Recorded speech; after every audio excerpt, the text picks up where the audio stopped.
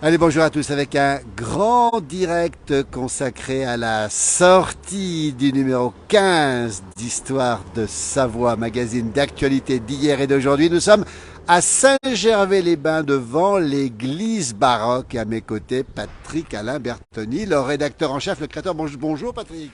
Bonjour Philippe, Bondy. C'est en quelle langue? En patois. C'est en patois. Alors on est très heureux de vous avoir parce que d'abord l'endroit est magnifique, Saint-Gervais on l'a dit, on va en parler dans un instant. Et puis le petit dernier vient de sortir. Il sera en kiosque, on le précise tout de suite, mardi 9 mai 2023. Et on va en parler, on va cheminer avec vous Patrick, comme d'habitude, pour parler de ce petit dernier qui vient de sortir. Il est très attendu, vous avez plein d'abonnés, plein de gens qui s'intéressent déjà à ce magazine. Exactement, les abonnés d'ailleurs vont le recevoir aujourd'hui ou demain, en tout cas il a été posté hier, et puis les abonnés de proximité ont été desservis par les moyens propres au magazine. Alors on va le faire dans un endroit magnifique, on est à Saint-Gervais-les-Bains, au pied du Mont Blanc. Est-ce que vous savez que c'est la commune qui a le plus grand dénivelé de France, Saint-Gervais? Eh ben vous me l'apprenez Philippe, mais on apprend tous les jours. Entre le Fayet qui est à 500 mètres et le sommet du Mont Blanc qui appartient à Saint-Gervais qui est à 4807 ou 810 mètres, vous dites combien vous? Ah ben les géomètres nous disent 810, donc je me fie à leurs instruments très perfectionnés. C'est plus Horace Bénédicte de Saussure qui l'avait mesuré. Patrick Alain Bertani avec nous, qui est le spécialiste de l'histoire de la Savoie, on va le dire, et puis du Val d'Ost. Alors, le sommet du Mont Blanc, Val d'Ost ou Savoie? Oh, c'est un débat un petit peu obsolète, hein, si vous voulez. Comme j'ai dit un jour, le Mont Blanc, il est ni à Rome ni à Paris, il est au Savoisien et au Val-d'Autun, et historiquement, c'est exact. Personne d'autre peut le revendiquer. Alors, on va revenir sur le magazine qui vient de sortir. On va cheminer avec vous. Écoutez, il est exactement 10h30. On entend sonner les cloches de la belle église baroque ici de Saint-Gervais. Le magazine Histoire de Savoie, magazine d'actualité d'hier et d'aujourd'hui, numéro 15 qui vient de sortir. Alors là-dedans, vous dénichez toujours des choses étonnantes, Patrick Alain Bertoni, et vous avez déniché une Savoyarde, savoisienne, Lucie Colliard, qui a été institutrice. Et on peut dire qu'elle a rencontré Lénine, Trotsky, elle a créé aussi le Parti communiste. Mais attends, Patrick, personne ne la connaissait, cette femme. Si. Alors, peu de gens, dans les milieux de gauche un petit peu, puis après elle était tombée dans les oubliettes, comme beaucoup de gens. Elle est née à Saint-Félix, donc près de Rumilly. Je rappelle que c'est l'avant-pays au Savoyard, c'est à côté d'Albins. D'Albins, voilà. Entre Annecy et Aix-les-Bains, donc fille de paysans. Elle fait l'école normale de Rumilly, parce qu'il y avait une école normale d'institut. On va la montrer, cette femme, Lucie Colliard. Hein. L'école de Rumilly brûlera en 1940, accidentellement, et elle ne sera jamais reconstruite. Et Lucie Colliard enseignera toute sa vie en Haute-Savoie. D'abord à Saint-Pierre, dans la province, l'ex-province de Faucigny, et puis ensuite surtout dans le Chablais. Elle enseigne, et puis après, qu'est-ce qu'elle fait? Alors, on va cheminer toujours à Saint-Gervais ici, cette Lucie Colliard, que peu de gens connaissent finalement. Elle va monter à Paris, non? Comment ça va se passer? Alors, non, enfin, elle montera, mais épisodiquement à Paris. D'abord, son nom de jeune fille, c'est Parmelan. Oui. Elle épousera M. Colliard lorsqu'elle sera postée à l'école de Laringe, dans le Chablais.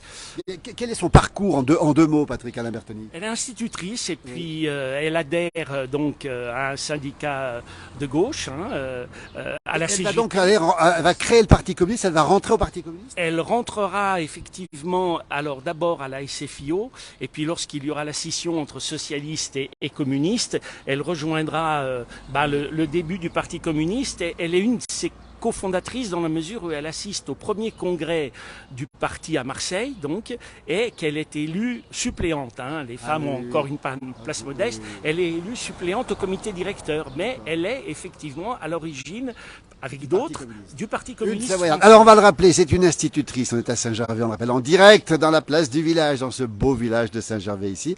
Alors dites-nous un petit peu, alors, elle va rencontrer les plus grands, puis surtout, c'est une enquiquineuse, ça veut dire qu'à cette époque, elle défend des idées qui correspondent pas forcément aux idées de tout le monde, on va le dire. Hein. Absolument pas, oui. Dès son premier poste à Saint-Pierre, qui deviendra Saint-Pierre-en-Faucigny, le maire n'en veut plus. Et puis ensuite, lorsqu'elle est nommée dans le Chablais, notamment à Laringe, où elle épousera un gars du coin, Colliard, et surtout à Meillery, au lieu-dit Locon. On va montrer le dessin de Fuchs, notre ami Fuchs qui dessine. On l'a vu longtemps sur le Faucigny, il est chez vous maintenant. Il y a regardez ce dessin. Il va montrer un petit peu, résumer un petit peu que cette femme savoyarde, elle a des ennemis. C'est une institutrice. Hein. Elle a rencontré Lénine Trotsky. Regardez ce dessin. Et alors, on vient bien regarder parce que elle a dans la main ici, alors, on va essayer de voir un petit peu comment ça se passe. Elle a dans la main la faucille et le marteau, évidemment, des communistes. Hein, on le rappelle. On voit derrière les portraits de Marx, Lénine, et puis on voit le crucifix à l'envers. Ça lui vaut des petits soucis, on va le dire, ici en Pays de Savoie, parce que une femme comme ça qui est engagée à gauche, elle est anticléricale, on peut le dire ça, dans un pays très catholique. Elle est anticléricale, elle est plus que laïque, elle est laïcarde, et ça déplaît fortement dans les pays qu'elle traverse, et notamment, comme je le disais, au bord du lac Léman, on lui dit Locon, ou Locom, je ne suis pas latiniste, donc entre le chef-lieu de Méhéry et puis Saint-Gingolph, où là, les parents font même la grève des élèves. Ah, carrément, tout est raconté là-dedans. Patrick Alain Bertoni avec nous dans ce direct depuis Saint-Gervais. L'hôtel de ville de Saint-Gervais qui est en pleine réflexion, manifestement. Hein. On chemine avec Histoire de Savoie. Si vous aimez la Savoie, si vous aimez les territoires de Savoie, l'histoire de la Savoie, mais la Grande Savoie, Patrick Alain Bertoni, avec le Val d'Ost, avec le Valais, le Piémont, tout ça c'est... Alors nous, on va pas si loin quand même. Hein. Déjà, on a quelques difficultés à... Enfin, faire des sujets, c'est facile, mais on a peu de diffusion dans la vallée d'Ost, on a des abonnés. Simplement, je voulais dire au sujet de Lucie Colliard, elle rencontre Lénine et Trotsky tout simplement parce qu'elle est mandatée au congrès de la 3e internationale à Moscou. Oui, c'est comme ça. Alors, elle aime beaucoup Trotsky, elle est très réservée par rapport à Lénine, qu'elle trouve un petit peu dictatoriale. Bah écoutez, on est en direct avec Patrick Alain Bertoni. On parle justement d'une femme que peu de gens connaissent et que Patrick Alain Bertoni met à jour dans son magazine, le dernier. Lucie Colliard, La vie en rouge. Oh là là là, effectivement, c'est intéressant. Tout ça, vous racontez tout ça, Patrick Alain Bertoni.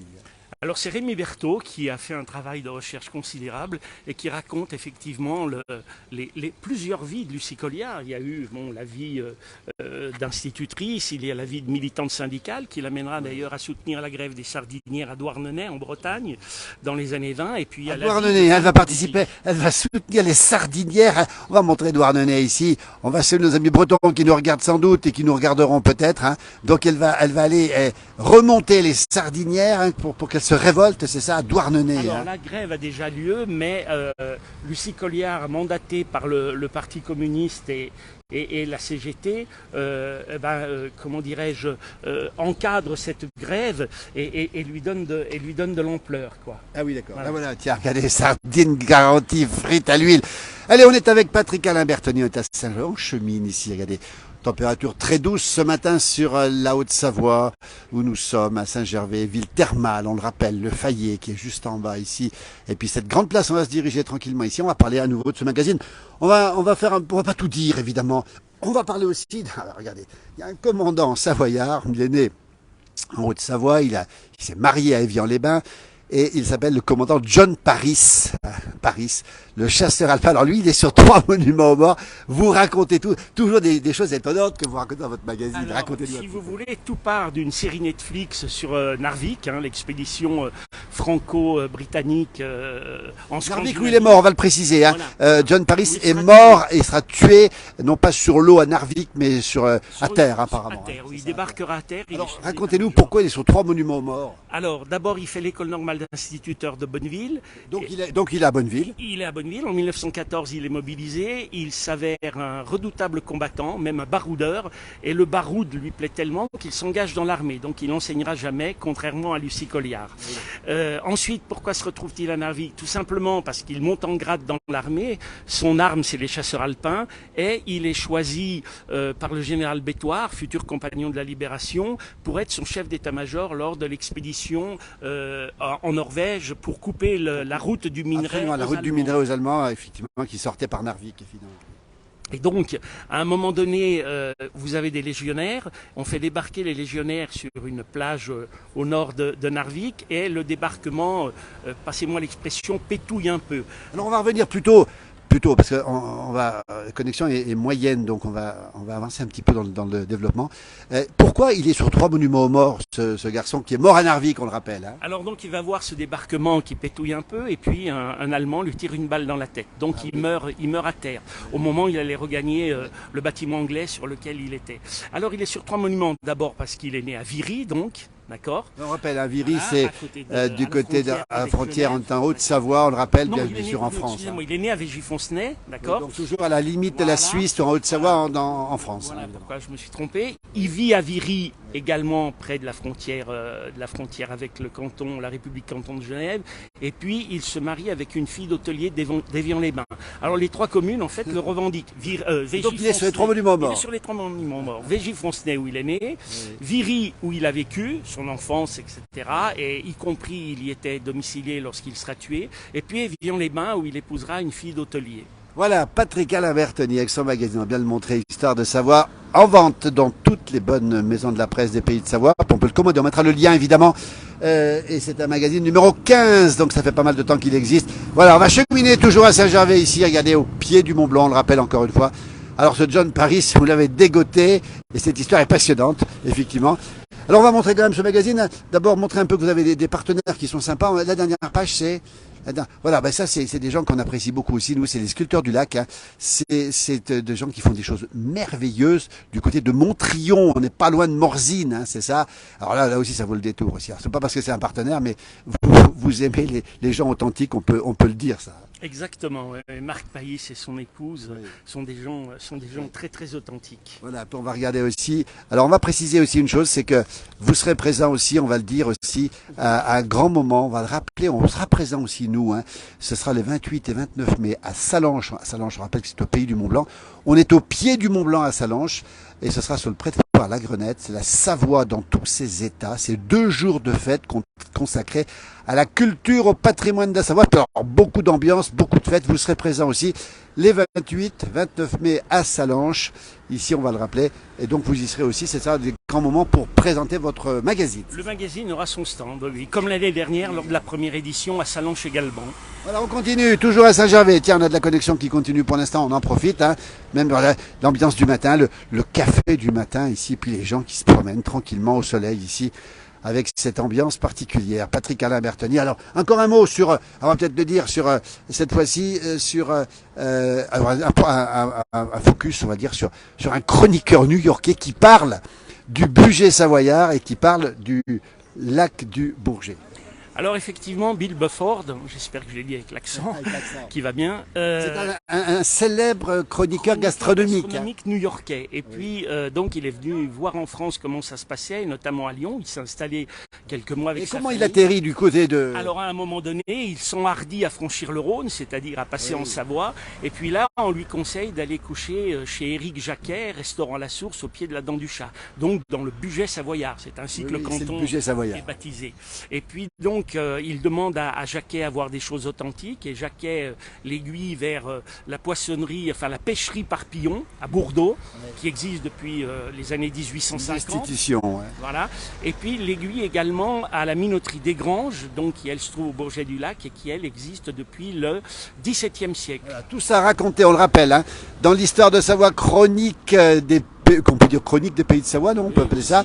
Alors là-dedans, vous faites un focus sur le budget. On peut peut-être montrer les photos à l'intérieur rapidement de tout ça. Et donc vous avez retrouvé justement les chroniques qui ont été écrites en français, c'est ça? Alors, Bill Bufford a d'abord fait son livre de plus de 400 pages, près de 500 pages en anglais, et puis effectivement une édition a été faite en français. En français, on la voit cette édition. À la française. Et donc c'est le regard new-yorkais sur la cuisine française, surtout de la région lyonnaise, et puis le dernier chapitre est consacré exclusivement au budget savoyard et au lac du Bourget. Et bien voilà, tout ça dans ce magazine numéro 15, Histoire de Savoie qui vient de sortir.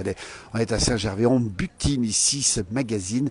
Il sera en kiosque, on le rappelle, mardi 9 mai. Pour l'instant, si vous nous recevez en direct, il n'est pas encore en kiosque. Les abonnés l'auront bientôt. Et puis, regardez ces ambiances ici qui sont décontractées. La brasserie du Mont Blanc ici à Saint-Gervais, ville thermale par excellence, avec cette grande place.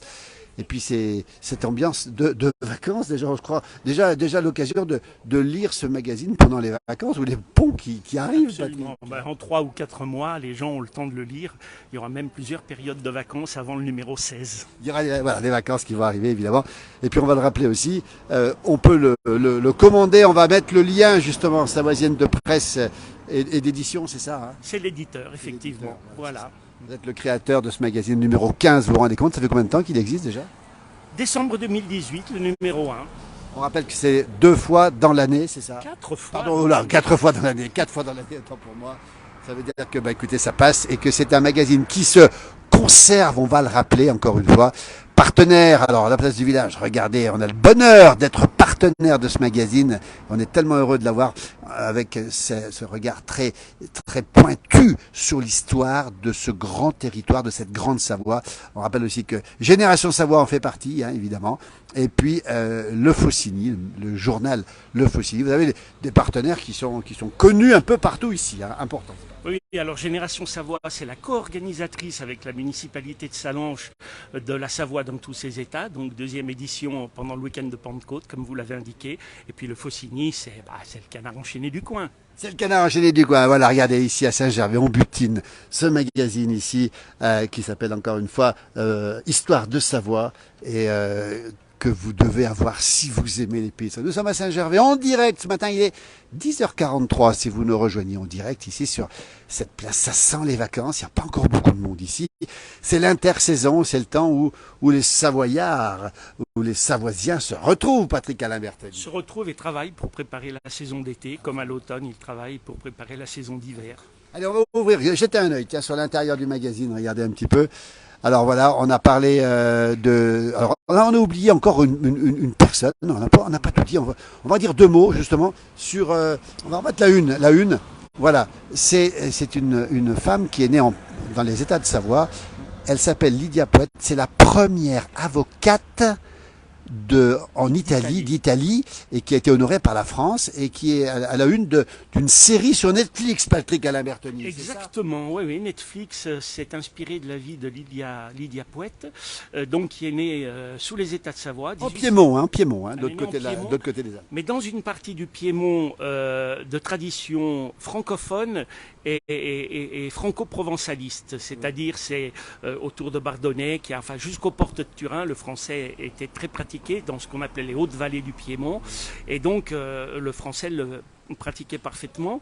Elle s'inscrira au barreau de Turin et puis le ministère italien de la justice, puisque l'Italie a été fondée en 1861, fera recours et elle sera désinscrite. Et il faudra qu'elle attende les années 20, juste avant Mussolini, pour être officiellement inscrite au barreau de Turin.